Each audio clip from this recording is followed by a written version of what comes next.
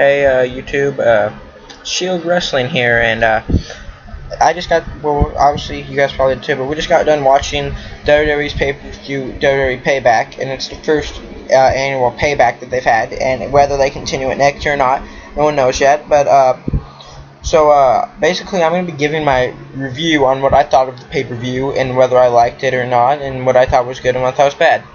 So starting off, the pay-per-view was a free YouTube kickoff match between Damien Sandow and Sheamus, and I absolutely thought that was one of the better matches of the entire pay-per-view, because both men looked like they were trying hard to make this a good match, and they obviously did make it a good match.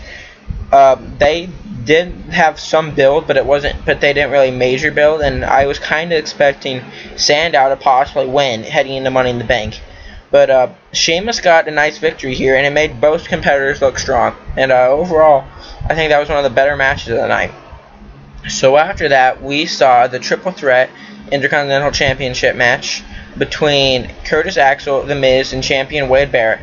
And that was a very good match, and I liked the ending a lot, where Miz had Wade Barrett locked in the Fatal 4-Way. Oh, not the Fatal 4, the Figure 4.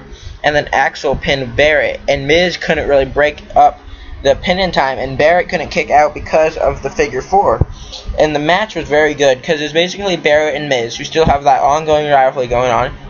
And then, going at it, Axel was just in the distance, basically, and tried to get his, come in when he thought he could get the win. And that's basically what the ending represented.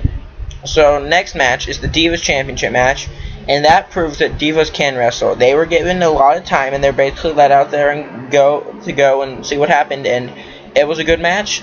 I thought at one point Caitlyn had it after that massive spear. Holy crap, that rocked AJ. Jeez, but she took too long, and that was a very good moment, I thought.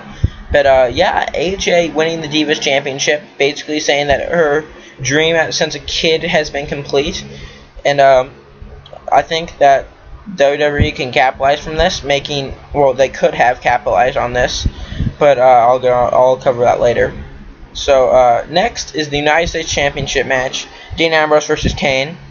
Now I really didn't get to watch this match because we were in bad weather during the pay-per-view, and I was cut out from that match. But I heard it was not very good, in that Dean ran away from the match using a championship advantage. Don't know what really to think about that, and yeah, so kind of feel bad that they weren't given much time on the pay-per-view.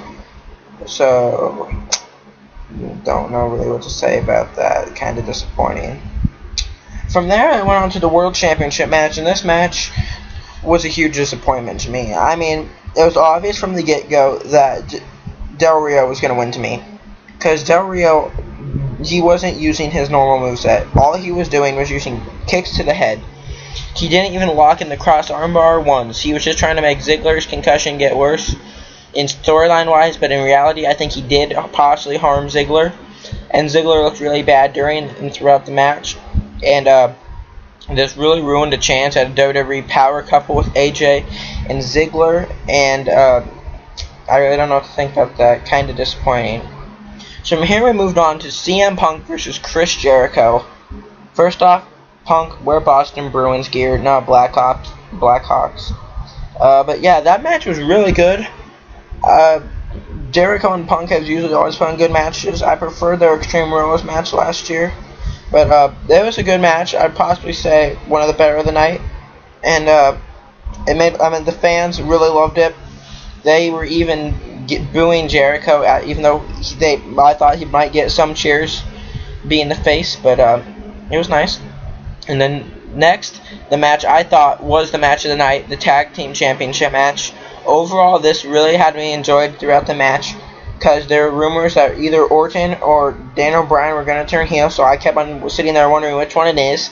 I'm still not sure who it is now, because they both seemed mad and could have heels tactics at the end, but there was a lot of back and forth action, very good match, and my match of the night. And after that was the WWE Championship match.